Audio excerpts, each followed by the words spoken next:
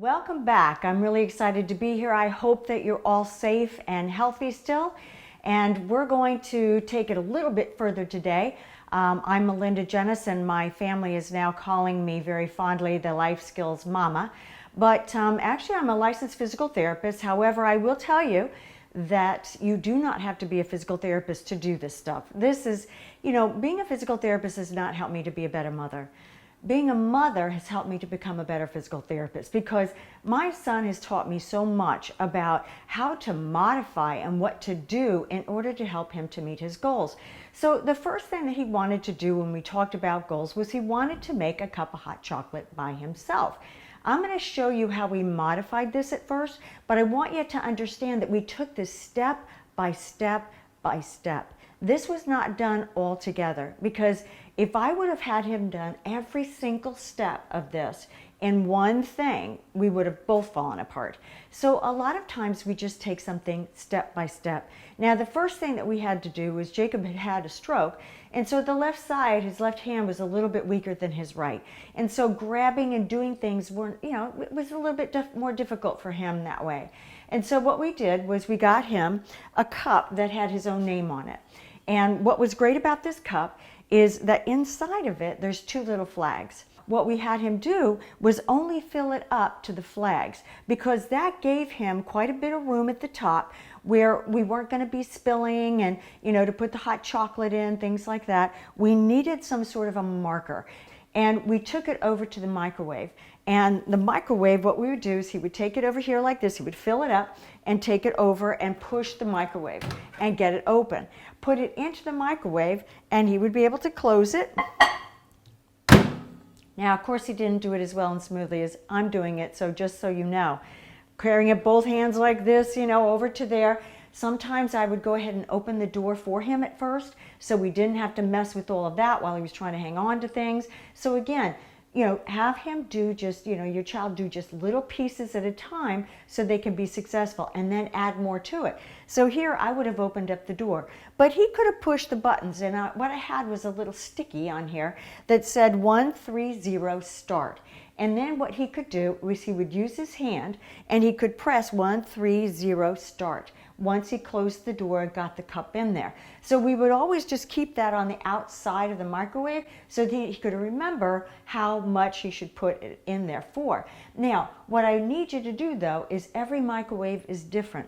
And so you need to look at your microwave and figure out, how can I make this a bit above lukewarm so it's hot chocolate, but it's not going to burn them if it falls on them or anything happens. What I did too was I always had this plate right here. It's a big plastic plate. And what was great about the plate is if you have a surface that it's kind of slippery or whatever, you can use something like this. I have one of these all over the place. And I would put this on here and get it ready for him. Don't expect your child to get everything ready. Pre-do things ahead of time, so all they have to do is a very basic stuff. So here we got the hot chocolate like this. Now what I did do was, as you know, these hot chocolate packets can be really messy, and particularly if they are going to tear them off. So what I did was I would always hit them like this, ahead of time, stick them in a Tupperware container, a square Tupperware container, so they were up like this. And then what I would do is the top of it up here, I would mark it with a black marker. So I would take a marker like this, and I would just go ahead and mark the top of it on both sides. That would let him know where he had to tear it off from.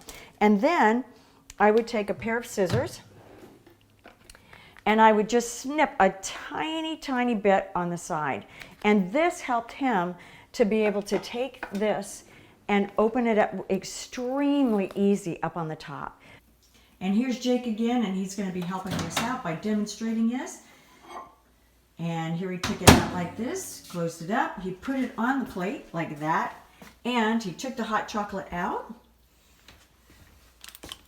and opened it up pretty easily.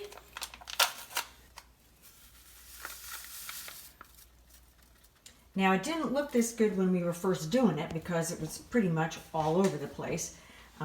He missed a lot of the cup and things like that, but that's okay because we got the plate completely underneath it.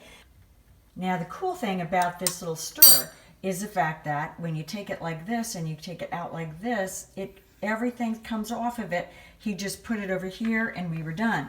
If you use a spoon, sometimes what happened was he would be really sloppy and then he'd go like this and he'd, paint with hot chocolate. And so when we didn't use a spoon but we used this, he really couldn't do that. It came off like that. So it was much easier for us to use something like this. It was small, right, Jake? Yeah. Okay. And then voila, he was all done, and he would pick up the plate and the hot chocolate, and he would be done. When you're starting to do this, you're going to take it one step at a time. Your child may be getting just the cup out of the cupboard, and that will be the first step. And then the next time they'll get the cup out and they'll fill it up with water. The next time they may be able to put it into the microwave with you opening and closing the door.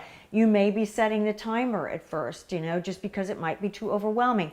Take out the steps that are in here and make it easier for the child to do so that they can be successful in what they're doing. Sometimes we give them too much and it's just overwhelming and we both get upset and it's just a mess. And then we just say, nope, they can't do it.